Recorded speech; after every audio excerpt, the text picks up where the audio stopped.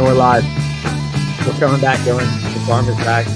One of these points I want to do it outside. I want to be outside. I hate being on my computer all the time, but in this little office, it's nice during work days, but like on the weekends and Friday is the end of the work day. Well, I got the router melting my face off right beside me. Dude, I have literally, I have 3 Macs right in front of me that I jump between them, and then I have like 2 big monitors, so it's like the overwhelm of screens on screens. But yeah, we're back. We're breaking down a 13-game MLB slate. Friday, July 31st. Will be fun. A lot of games, a lot of spots to get to. I didn't really take a deep look at the weather. I don't know if you did, Dylan, yet. I did. Everything looks pretty good. It looks like it's a little bit of rain in Denver. Nothing that's gonna be an issue though. Yeah, we got a Coors game on a 13-gamer, which is like always somewhat interesting. What to do there.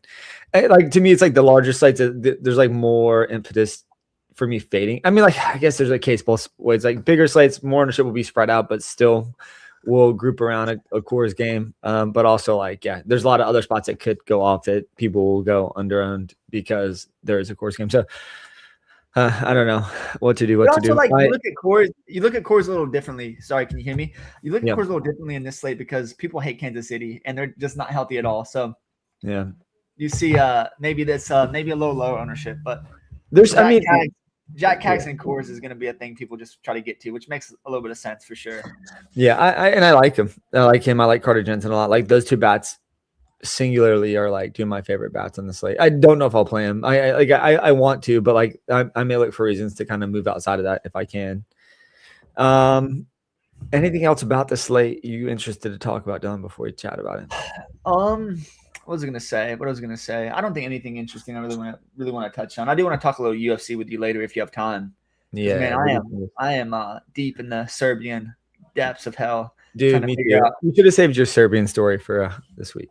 Given all you, I'll talk about it on the stream later. But yeah, I was digging into a little bit of Serbian versus Croatian and them hating each other. Listen, I'm not that familiar with that part of the world. Obviously, I live in America. What is the hate?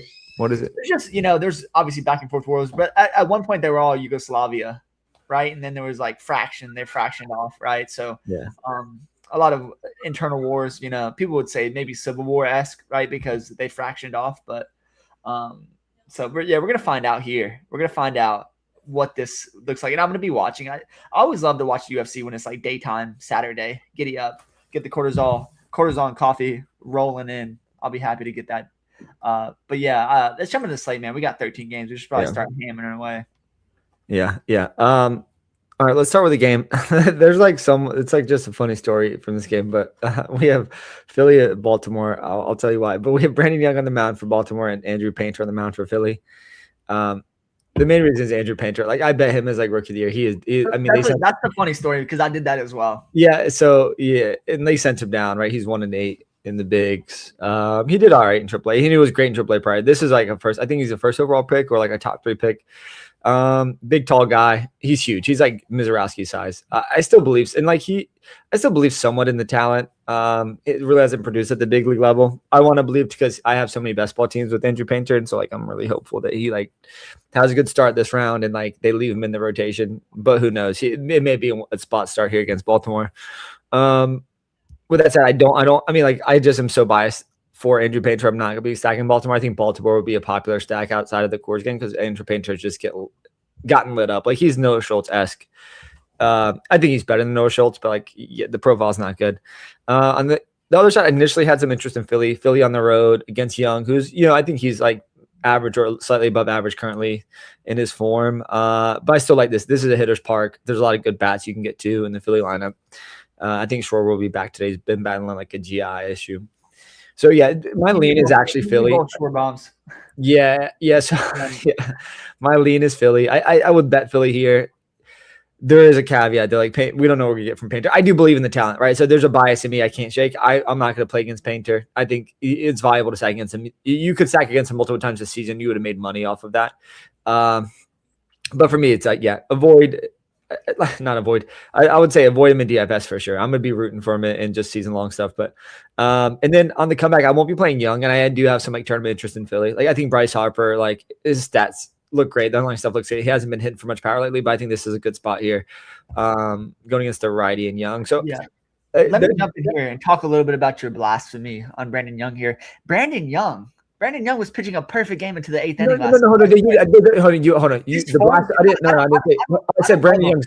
I said Brandon Young was good. I think you missed it. Brandon Young's good. The only reason I would stack against him is the park. Like it's like a righty against that team that's why I like righties against the Phillies and like in Camden Yards. That's the benefit. Like I do mean this. Like Young has been good. Young's underlying stuff is good. Like I like Young's talent too. Like this is not like this is a tournament spot in a park that's advantageous, and you're getting 9 innings of Philly ball against something that will be against this righty. I'm not saying I just thought you said his forms. I'm like the guy was pitching a perfect game, which is so. I mean, guys pitch perfect games and no hitters that are not very good. We know that. Yeah. I actually don't think Brandon Young's very good. I just don't think he's very good. But yeah, he's been good lately. So just talking about the form in Baltimore Hitters Park. Yeah, this is a sneaky tournament stack here. Is Philly. Yeah, I like that as well because I think people see Brandon Young pitching that perfect game to the 8th, blowing it there. But I think this is a spot you can go right back to Philly. We know Brandon Young is not the cream of the crop there. So I think Philly's very interesting.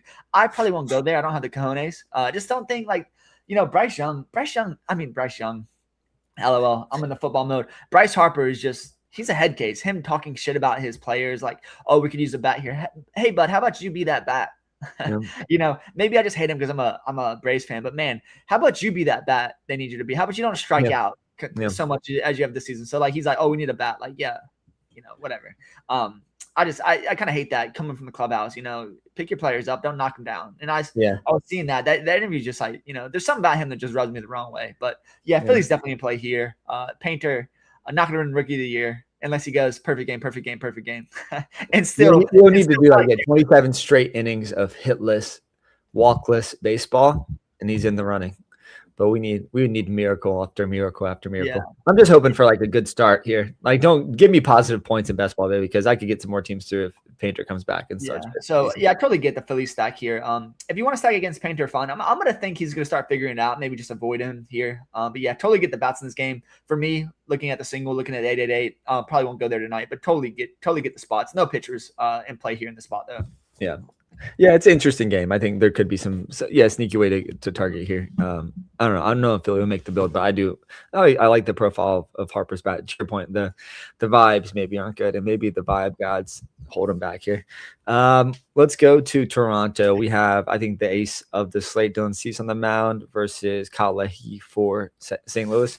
I mean, the first take here is I feel like you just jam in Cease. Like St. Louis doesn't strike out a ton, but Cease generates his like I think the strikeout rate's insane, like over 30%, down 32%. I don't know what I don't have it in front of me, but I think it's like 32%, which is insane. He strikes out a third of the batters he faces. I think he'll do that here tonight. I think he's just fairly safe, has a high floor as we've seen. He's still kind of in the running for Cy Young, and I think he's got a chance at it if he can go.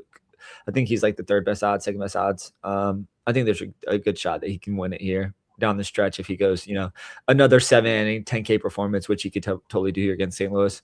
On the comeback, Leahy's not like if you pull up Leahy's StatCast, the underlying stuff is not very good. There was I think at one point he was a prospect. I don't see that anymore. I don't see the prospect tag.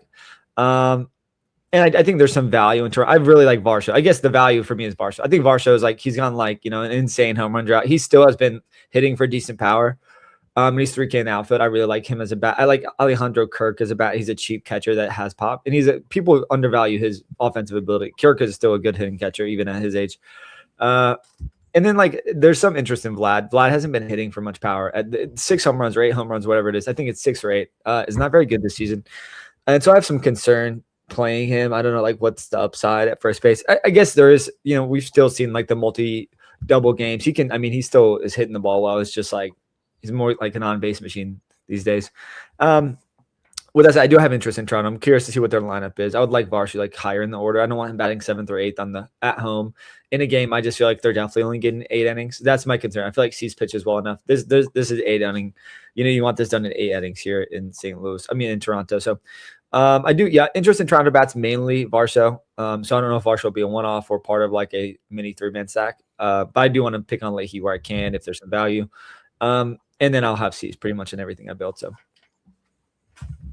Yeah, I listen. I love Cease, and you know how I feel about the chosen one, Mr. Jordan Walker. He's slumping right now. You know, I need him to show up for my best ball playoffs here coming up in a few weeks. But yeah, it's a spot where man, JJ Wellington's a monster, but you have bats there that definitely do strike out for St. Louis. Yeah. And I definitely prefer St. Louis far more against lefties and righties. And just Cease is so good. It really doesn't matter the lineup. His strikeout rate's so good that he's gonna cause guys the Ks. And really, what I've noticed with Jordan Walker, just been watching him a lot lately, he is being a little bit too tentative. They're running him in on with fastballs, and then they're just sweeper off speed outside, and he's just watching it and it hit the zone. So I'd like to see him kind of be a little bit more aggressive in those up and in pitches. That'd be helpful. But in this matchup, it doesn't really matter. I think Jordan Walker's going to pick it back up. He's still got a couple hits yesterday. It's just he's definitely in a little bit of a slump. So that's definitely good for Cease, right? Guy that probably their best batter is slumping. So yeah, Cease is just clearing away the best play on the slate at pitcher. Nothing to add there. Leahy's a guy I've mentioned to you before. Like, I don't know how he keeps getting away with it. The guy is just, his underlines are bad. He's kind of like Sugano for me. Sugano's underlines are so bad, but then he has these starts. And I think Sugano actually might get traded, and maybe he's a better fit in a better ballpark. But I'm just not playing Leahy here. Totally get Toronto. They're pedestrian right now. I don't know if you saw the stat, but Vlad has 0 home runs in Toronto this year. 0. That's crazy. First one tonight. I mean, he's going to hit a home run in Toronto this season. He's just not. He's just. You see these guys, and he's a very good hitter, definitely above average, but the power is lacking. And like, do you want to play that at first base? I need my first baseman to have some power, so I'm not going to be playing the Blue Jays here. This game is a purely cease and pass 13-game slate. I'm going to be ceasing out on this game. Yeah, I get it. I do have, again, Varsho singularly is very interesting to me. Don't know if he'll make the build, but I do like him as a bat. Did the lineup come out for them yet? I don't think it did, so we don't have to worry about that. The nice thing about doing a little bit later was we do get lineups out, which is fun. Let's go to Tampa. This is a game I don't really have much interest in on 13-game slate, but let's just break it down anyways. We have Nick Martinez on the mound for Tampa. We have Eric Fedde on the mound for the White Sox. This is in Tampa, so big pitchers park, advantage to the pitchers for sure. I mean, with that said, I don't like either pitcher. Like Nick Martinez is okay, like as a ground ball guy, which to me completely negates like the White Sox offense. Eric Fedde has been serviceable. I think we drafted him some last season, Dylan. He was coming from the KBO. Was pretty. Was he like the top pitcher there for a season? I think when we were drafting him, I remember him being like a top in the KBO. And he's been okay this season. He is a stack against candidate at times. I don't think Tampa's the spot. Like I said, I struggle stacking 5 guys from Tampa that I feel good about. Like Cam Nero is a great like one off at third base, maybe the best third base player in the slate, but like he's really expensive. And outside of him, it's like it's kind of thin. Like Aranda's okay, Andy Diaz is okay, but I really have some hard times like feeling good about a Tampa stack. So yeah, for me, this is a complete pass game. Don't need to dive too deeply into this one.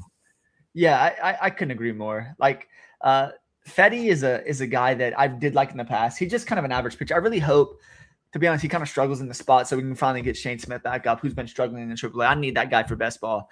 But Nick Martinez is just a solid pitcher, right? You know, it's just one of these things like, man, a guy I never really want to stack against. So I'll keep this short and sweet. This is going to be a complete fade game for me. Pitchers, bats, everything in this game. So nothing I see in this game that entices me. In a 13-game slate, you're just going to have to X games out. This is a complete X off for me. Yeah, I'm with you there, sir. Cool. Let's get to a game that I think is a little more interesting for both of us. We have Arizona going to Cleveland. We have Tanner Bybee on the mound for Cleveland versus Mitch Bratt for Arizona. Bratt is like a top 15 prospect for Arizona. Nothing great. AAA stuff was average. Again, he plays in a tougher AAA division that fits offenses better. So like there's some. I would say it's been pretty less than average though. You you said, the PCL does play it for bats, but his underlying profile is not very good to me, but I don't want to. You go ahead, jump in here. Yeah, that's here. Yeah, we both like bats a lot. So I love, and I do love Tanner Bybee as well. But maybe I'll start with Bybee. So I do think at 7K he's in play today. Arizona is like the first 2 guys in the order are tough, and like Gabriel Moreno at catcher is good, but like the rest of the lineup is pretty weak. And Bybee is like shown the ability to go deep. The strikeout stuff is not as good as what it was last season. He's still a solid number 2 for Cleveland. Maybe he's number 3. Maybe you probably would put Messick over him. But regardless, like I think Baby's a good play today. 7K, I think he'll be like an SP2 for me on some teams. I think there's value, and I think he'd go for 25 points here. I don't think he has like 30 points in his bag because he just doesn't strike enough guys out, but I think he can put up 15 to 20, and that'll be enough at SP2 at 7K. And then I love Cleveland. Cleveland's going to be the A stack for me. I think I'll probably 5-man stack them. Now that they have the lineup, I'm curious. I was really hoping they did this. They played so like this is like you can't make a stake on this guy, but Austin Hedges against the lefty. I love that. He's batting towards the end of the lineup. He is swinging a good bat. So I just want to Yeah. add there. I watched him play the other day. The guy is absolutely seeing the ball so well. Yeah. There's a couple of pitches he just missed foul that were really, really hit pretty hard. And I think he's seen the ball really well. Both catchers, and that's kind of why I bet Cleveland to win the World Series. They're probably not going to win. But it's just going to be, a very interesting team down the stretch if they can put some wins together. Yeah. So I do like this. I like this lineup a lot. Angel Martinez is batting leadoff today, power righty. So I think I'll stack up this team. I like Jose Ramirez. I think he's still pretty cheap given that he just came back. Other guys like Rocchio, another like pretty good positional player you can put in there. I don't know if I'll play Benzana against a lefty. Like he's struggling against lefty. He's also been like somewhat cold lately. So is he in there? Give me the lineup up to down real fast. Yeah, so Benzana's batting 7th, and then you have Fry batting 6th. You have Stephen Kwan batting 9th. And then you could kind of fill the other pieces, right? Angel Martinez 1st, Jose 2nd. Who's at first base?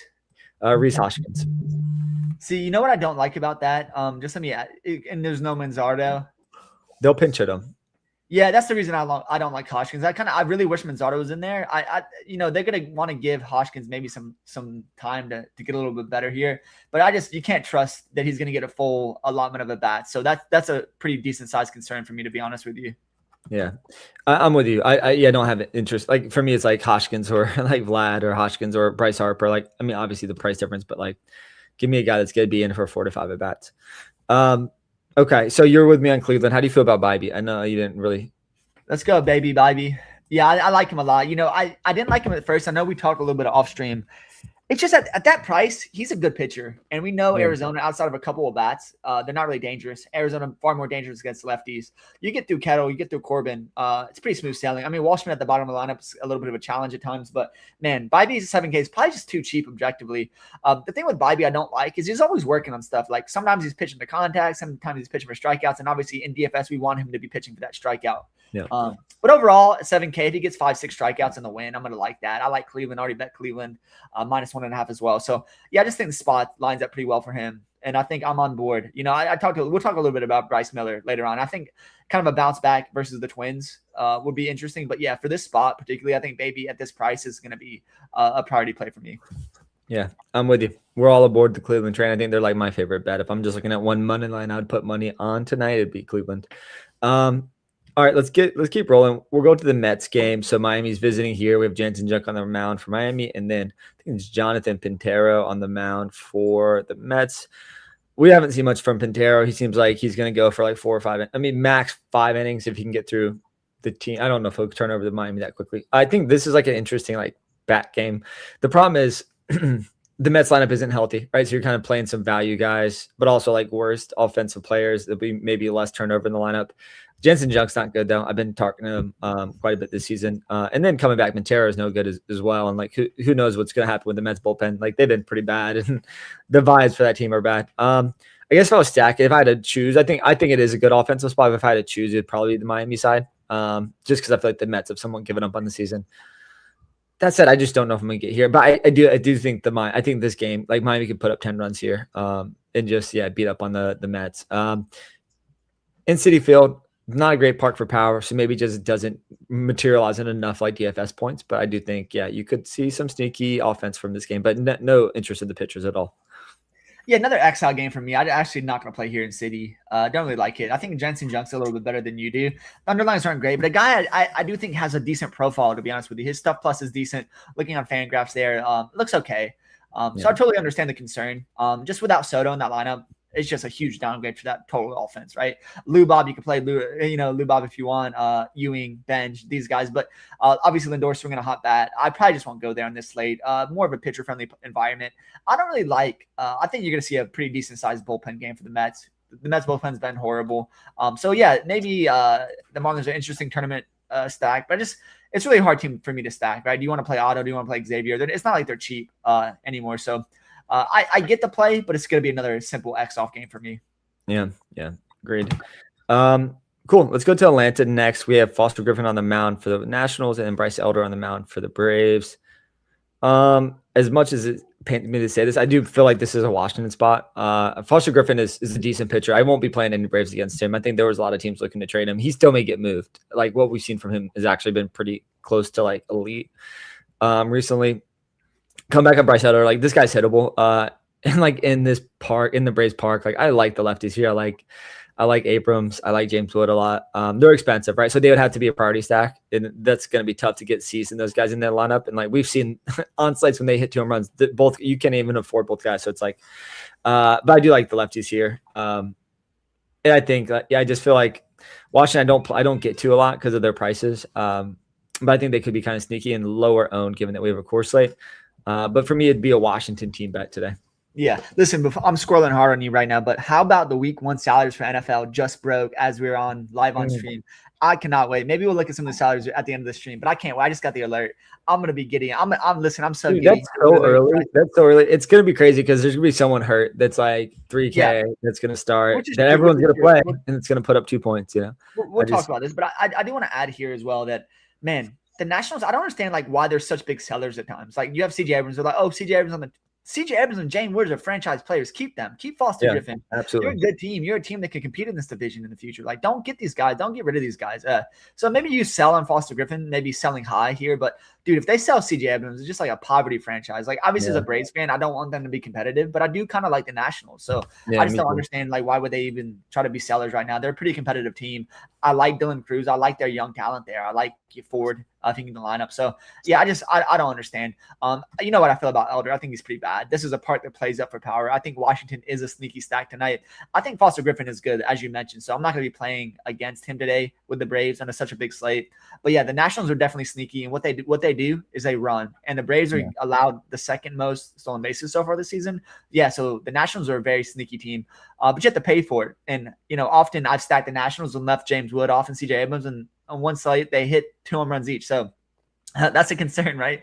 Don't leave their best batters off, but you're paying a premier price for them. So I go back and forth. I don't know if I'm going to be there, but if I go anywhere in this spot, it's definitely going to be the Nats here against the Braves. I like it. I'm with you there. Yeah, Washington would be a bet. I would probably lay that with the Indians. I think you could get decent money on that too. Awesome. Let's go to Houston. So we have the Battle of Texas. We have the Rangers coming into town. We have Nathan Eovaldi on the mound for Texas, and then Hunter Brown on the mound for Houston. This is a pitcher or pass game. With that said, like I think pitcher or pass in real life, but I think from DFS, I'm not going to be playing these guys. Eovaldi against Houston, like he does, I think he's got a solid floor. Like he should put up in the 15 to 20 range. At 9.3, I just feel like it's a little, to me, I think there's better options above him. And like I could go a little lower and get like similar projected points. Hunter Brown, slightly cheaper at 9K. Been a little shaky recently. And Texas is a little healthier. So I think I'm going to avoid that too. But this is like, this game is going to go low scoring to me. I would take the under. You do like, under half a run for 3 innings or something crazy. I don't know. I wouldn't hate that here. But yeah, to me, this is a pitcher or pass game. You already did the under here. And I like that too. But man, Hunter Brown has kind of been a Jekyll Hyde pitcher most of his career. Last year was a little bit different, pretty consistent there. Texas kind of heating up, Langford healthy. Please stay healthy, bud. Nemo's a little bit of a problem. So they have bats in there that can definitely cause Brown some problems at the top of that lineup. But overall, they're pretty weak. You really have to spend for Eovaldi and Brown on this slate. I just don't know if I need to do that, right? Cease is clearing away the number one. And I think Baby at a little bit cheaper is actually a little bit better of a play. So easily a pass game for bats. But yeah, if I ended salary SB2 either on Eovaldi or Brown there, I'd be fine with it. Nothing I'm going to prioritize though. Yeah. Understandable, sir. Well, let's go to the core slate. So this game is somewhat interesting. We have, obviously it's core, so we have to talk about it too. Kansas City visiting. We have Michael Walk on the mound for KC, Sagano on the mound for Colorado. Here I'll just avoid Colorado. This is, definitely not going to play Colorado against Walker. Not that it's like a bad play. I still think it's a decent play. He's hittable. He's a ground ball guy more than anything. Now he's a contact guy, which is like what you don't, I think pitchers do well when they strike guys out. Of course, we saw Cade Cavalli do it. Like guys that have elite strikeout stuff can succeed. I think it's a lot harder for guys with ground ball stuff to succeed in Colorado. So it's a bit of a downgrade to the core side. I just don't. I mean, I don't love stacking their team totally right now. Like they have one or two okay players, obviously Goodman, and then at home JJ McCarthy. But I just don't love the lineup top to bottom. I'm a Cole carrying guy too, so now that I talk about, I'm going to talk myself into it. But I think I prefer the KC side straight up. Sagano has like limited the long ball, which he didn't do in the past, but he's also.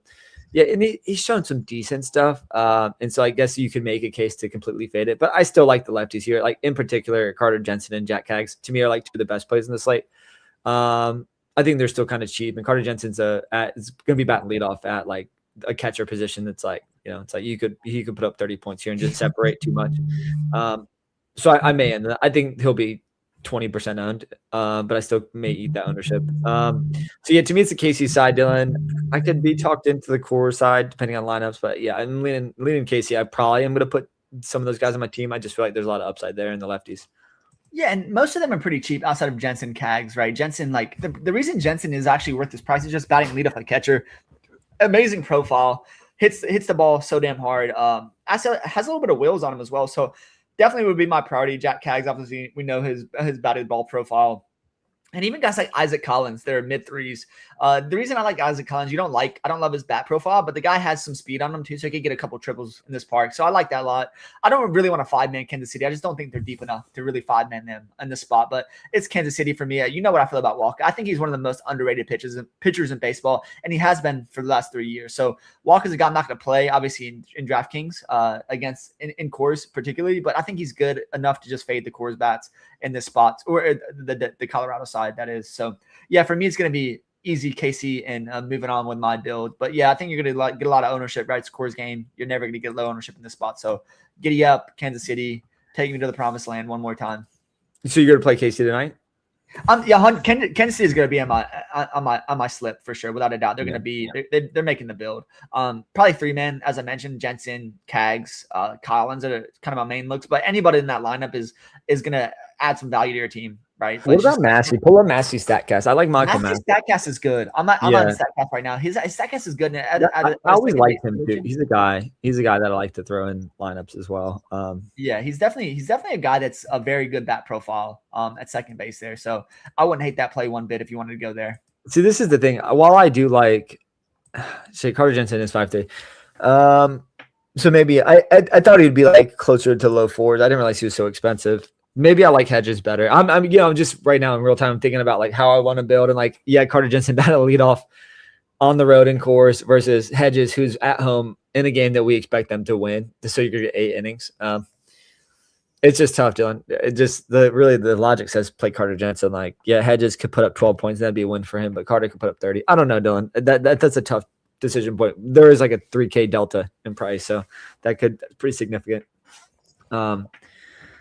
But yeah, it's tough. I like Casey. I like Massey. I like the lefties. You mentioned Collins as well. I hope he continues to do well for my best ball bags. Anything else from that game, sir?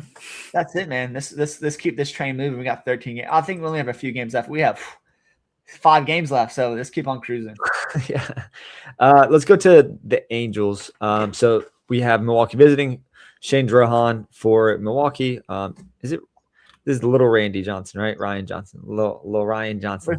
Don't besmirch Randy Johnson. I thought there was another Randy Johnson. Maybe I'm thinking of Randy Vasquez. I'm combining these guys' names. This is Johnson. Yeah. He's one of my favorite pitchers of all time. Just to be honest with you, like Johnson is one. I mean, Randy, that is not this guy. Is one of my favorite pitchers of all time. A guy that was just so fun in his prime, just to watch throw the rock. Like no one was more fun to watch. Everyone goes back when he exploded that bird, but like the guy was an absolute menace. His game would translate to today's game. So, yeah. What are your feelings in this spot though? Yeah, I don't love it. I guess I would lean like the Milwaukee side for sure. Shane Drohan is actually pretty good at 7-7. I think if he was the same price as Bybee, I would be considering him over Bybee. I think the 700 difference. Like I just lean towards Bybee at the cost. I do think Drohan's like. His K rate's decent. He's above average in most pitcher metrics that you know are valuable in DFS. And the Angels do strike out, so like don't leave him off the player pool. I don't know if I'll get there. I think I prefer Bybee straight up, and that would just funnel my build there. And then coming back, Milwaukee's such a hitting team up and down. They could put up a big number here. I wouldn't be surprised against Ryan Johnson. I mean, like the Angels are also sellers, right? So it just feels like bullpen's thin, starting pitching's thin. No one really cares in that organization right now. So yeah, I think Milwaukee stacks in play. Very expensive though, so that's a concern. Price, you're gonna have to prioritize them over a lot of better spots. But yeah, for me, it'd be a Milwaukee bet and kind of move on. Yeah, listen, that's the thing is Milwaukee's a very good side in this spot. If you want to get a little contrarian, they're going to be expensive to play, but man, the Angels bullpen's pretty bad. When Milwaukee can hit up and down that lineup, Pratt, Laura at the bottom of that lineup are pretty useful pieces. So yeah, Milwaukee's probably going to be interesting for me on this spot. I'm kind of torn between them and Cleveland at the moment, so I don't know where I'm going to lean. But yeah, definitely interesting. I don't think Johnson's any good on that side, and I think Drohan is an interesting SP2 if you didn't want to play BB. I think both guys add a little bit of value, so I think those guys are kind of fighting for my SP2 spot at the moment on my single. Yeah, I like it. Let's keep going. Let's go to Sacramento. We have the Tigers in town. We have, is it Theo Madden? Ty Madden on the mound for Detroit versus Jeffrey Springs for the Athletics. Man, Jeffrey Springs may just suck. I used to think he was going to be something, but he's been horrible. He was decent in Tampa, actually. Like his underlines were not bad. I know he was. And this is a tough park to play in, but this is a park, and I want you to obviously go first. But this is a park I've been fading. I just hasn't been playing up to the power. But listen, how about Law Dog back-to-back nights just getting after it? I need Law Dog to start producing for my best ball. He's starting to look pretty good. He's the type of guy. There's certain batters, and a lot of batters do this, but they just go in streaks, and he's streaking right now. I need him to carry that because that team's not healthy. Kurtz got hit again, but he was in the lineup last night. So obviously Shea Bangaliers is out for the season. But yeah, it's a spot where I really don't want to target the Athletics, obviously. But I think I don't want to target Detroit either, right? I just don't think, I think Detroit's going to get some steam because it's in this park that's supposed to play up that just hasn't this season. So it's going to be another pass spot for me in this spot. But I want to hear your take. I want to know where you're going. Yeah, I'm with you, Dylan. Yeah, this is a pass. I do think like you could kind of the struggle I have with Athletics is they're just not as healthy. When you look to stack a team in DFS, you kind of want the team to turn over and like produce runs at a high clip. I think you kind of eliminate some of that upside when you're missing some of your better bats like Shea Langoliers. And then Detroit just haven't been a buyer all season. There's been peaks and valleys from the team. They pinch hit a lot of guys. I just don't. Yeah, this game could be like 9-8 and not have anyone from a DFS perspective that you need on a 13-game slate. That's the concern I have. So this will be a pass game. I do think ownership will somewhat move in this direction because of the total. But yeah, I think I'll be on the opposite side of that, and I'll maybe have more cores and have Cleveland other spots that I like a little bit better. All right, let's keep on, man. All right, let's go to San Diego. We have let's see who's pitching. Oh, it looks like we have a bulk reliever for some. So we have Chris Wesenhunt on the mound. Carson Wesenhunt. Don't besmirch my ECU Pirate, our fellow brother. Sorry, dude. This is so. It's okay. Listen, it's hard to claim him as an ECU guy because like he had a decent season for us, then he got hurt, and then he got drafted. I think it was a second-round pick. I mean, the guy's absolutely got good stuff. Hasn't really shown it this year. But yeah, interesting enough, I don't want to play him in DFS, but he's a guy I just actively don't target against. And even against, San Diego's been a little bit better here lately. Not going to play Wesenhunt. It looks like, is it Bradley Rodriguez for San Diego? Probably get a little bit of a bullpen game. We'll get German Marquez. He's going to be the bulk of the. And San Francisco's been heating up, and I think they put up like 15 runs the other day. So they're getting a little bit hotter. Maybe you could start to consider them a little bit. I won't, but I do get the play there. Yeah, in Petco. Pitchers Park against, two teams that just underwhelm offensively, even in games that they overwhelm. It's like I don't think like there's enough offensive juice in an event that this game is 6-5 and goes over the team over the game total. I do think like it's, again, from DFS perspective, like who you playing. Is it Tatis in the outfield? Like, is 22 points in the outfield from Tatis enough for you to like risk stacking the San Diego Padres? So I don't know. I get it that like some pieces from San Francisco are cheap, but just to me it's just too thin. So it'll be a pass game on a 13-game slate. Again, we've talked about a lot of good offensive spots. So let's get to another pitcher's park. We're going to Seattle. We have Bryce Miller on the mound for Seattle and Zebby Matthews for Minnesota. Zebby, who has not yet, he kind of turned into that prospect we thought he would. I do think at some point he may. Maybe it's next season. Maybe it's the end of the season. We'll see. Don't like Seattle. Seattle's like underwhelming offensively. They're another team that's kind of been banged up, but also just like underperforming kind of across the board. Even their top guys, Cal Raleigh, Julio Rodriguez, just like, kind of in a little slump this season. Bryce Miller, you mentioned him at the top. Like, I guess a great tournament play at 9.5. I'm super worried. Like, this underlying stuff looks a little shaky since All-Star break. Maybe it's just like, a little bad variance. And like, if you want to go back there, he's a guy that like, if he goes out and puts up 35 points, he can win someone tournament slate. I think it's so risky. I'm not going to get there. I don't think you need to at 9.5 on this slate. So it'll be a pass for me. You guys, the boon is a pitcher's park, and we have seen elite upside from him. But yeah, the recent stuff is concerning. So I'm going to avoid it here. I think, he'll be lower owned than he would have been 3 games ago in this exact spot. But yeah, that's where I'm at, Dylan. I talk to me on Miller. I know you have some interest maybe, or I don't know where you wavering there. Yeah, listen, I'm wavering only because his recent starts have been a little shaky. Obviously, I love picking on the Twins. I picked on them yesterday with Noah Cameron, who I think sucks, right? And he almost went. Listen, that game was crazy. They should have just left him in.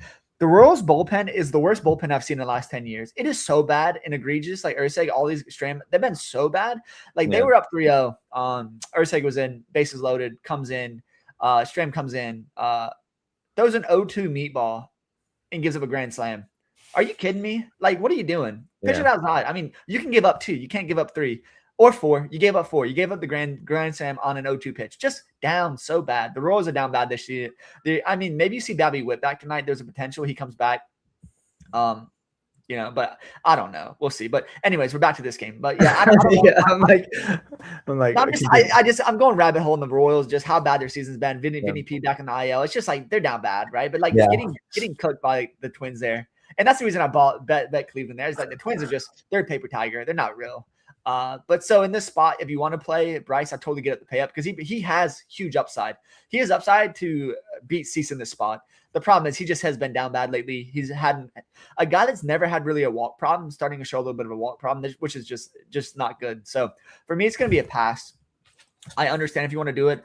I probably won't do it just with the value at pitching. We mentioned Drohan. We mentioned Baby as well. I just think I'm gonna make that a priority. Zebby Matthews on the other side. I think Seattle's getting a little bit healthier. I mentioned I stacked them against Wroblewski the other day, and that really paid off for me. Played the righties, forgot about Canzone. He had 2 home runs. So you can definitely play against them. But this is another pitcher's park. It's just gonna be a pass for me. If you were, like I said, I think Bryce Miller is gonna be lower owned because he's the higher price and he's been pretty bad lately. So if I want to get contrarian in a single, maybe I go him. But I'm probably just gonna pay down an SP2. Another X off game for me, most likely though. Yeah, so I think I'm with you there. No interest in the game. I think Miller's too thin of a play. So I was like, I'm like totally into like the NFL. I'm like trying not to build a team now that I see the salaries. It's so hard. You put it down. I'm curious. I'm gonna build a mock. You build a mock, and we'll talk about it off stream. No, we should just do it real quick. We'll do it together here. It'll be fun. We'll do it together. We'll do it live. Okay, last game. So we're going to the Dodgers here. We have Boston visiting, and we have Ranger Suarez on the mound for Boston. Then we have like an opener, long reliever for the Dodgers. It's Edgardo Henriquez.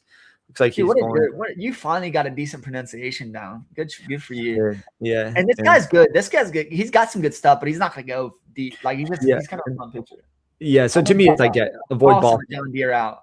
What'd you say? There was just a massive John Deere rolling by. Big boys are out. So yeah, and then Will Klein is gonna do some of the lifting on the pitching side for the Dodgers too. This is a complete pass game. Rangers been pretty good. Not gonna play him against the Dodgers though. Although like the Dodgers offense hasn't been prolific. This is just, to me, this screams like a game that's like, hey, a team like Boston kind of, trying to get into a position for the playoffs. I think this is gonna be a tight contested battle, but not one that from a DFS side or a betting side I have any interest in. Yeah, easy pass game for me. I know Boston's been hot. Don't really want to play against this opener, long reliever situation.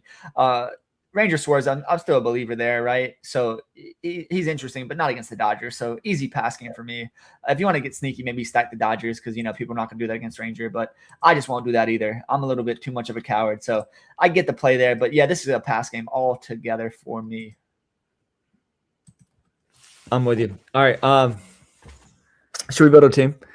Should we build a team is the question. Okay, so baseball, you concluded on base, so you feel good about where we're going. I feel good about where we're going. I got to build the teams. I'm not going to do that. And we're handing the dirt builders, baby. We are to the bill. We're not running no optimizers. The old clunky way, the old wetware going to work. That's it from the baseball side. Do you want to build a team now? I'm looking at pricing right now. It's kind of interesting. Everyone's kind of affordable. Like that's my first take. Is like. And maybe I'm wrong, but I think everything's kind of cheap. And listen, I'm gonna work through you because I'm doing something on my computer. What's Malik Willis's price week 1 against the Raiders? He's 5'3". Oh my goodness. He's A cheap, running but like quarterback. the problem is he's cheap, but everyone's cheap. Like there's not an A. There's no one. The highest price guy is a guy 7 flat. Like that's the problem. Is usually there's guys 7.6, 8K. Like there's like the pricing is so cheap. Like Justin Herbert is $900 more. No. Justin Herbert's $800 more than Malik Willis. It's the pricing. I mean, the highest price running backs. The running backs are 8K. Like we had guys that were in the 9Ks last year, right? Like the highest price guys 8K flat and Jahmyr Gibbs. Amar and Hampton 6.8. And that's a price at 6. Genti 6.6. What's Gibbs? You said 8K even. Wow. Jamar Chase is 7.8. Do you see what I'm saying? The pricing feels really affordable. Tight end. What do you think Brock Bowers' price is? What do you think Brock Bowers' price is? I'm gonna say 6.5. 6.9. A little low on it. It feels like everything's pretty cheap. I don't know. Maybe we'll build one tomorrow when we do football. Yes, build one tomorrow on the football stream. I'd love to do that. Yeah. All right, man. Well, let's see if our boys can hit some putts on the stretch. Got an 888 sweat here. Willie Katz need him to hit some putts. He hit a 10-footer. He got another 10-footer, missed it, but he needs 2 birdies down the stretch. It's going to be 3. Going to be a tight battle, folks. It was the bomber fade week, folks. I know everyone told you to play bombers. You should not have played bombers because it did not pay off here. Got up, guys. He's got a Naps already missed the cut. Up's going to miss. So, anyways, back to baseball. You can victory lap that at the very least, even if your team doesn't. Yeah, victory lap. Yeah. But anyways, let's jump off. We'll be in touch. I got a little work to close out on this Friday afternoon. Let's win 888 tonight. Let's get after it. 100K weekend. We need some. We need a magic happen here. So I think the news visited me. I think she's on her way over to visit me. So let her come at the right time, and it'll be built. I have some things I want to dive into sports related, but I'll save that for tomorrow. All right, man. All right, we'll be in touch with you. Good job. All right. Good luck. Good luck, everyone. If I don't want to help you do. Good night, everyone. See you, man. See you, brother. All right, done.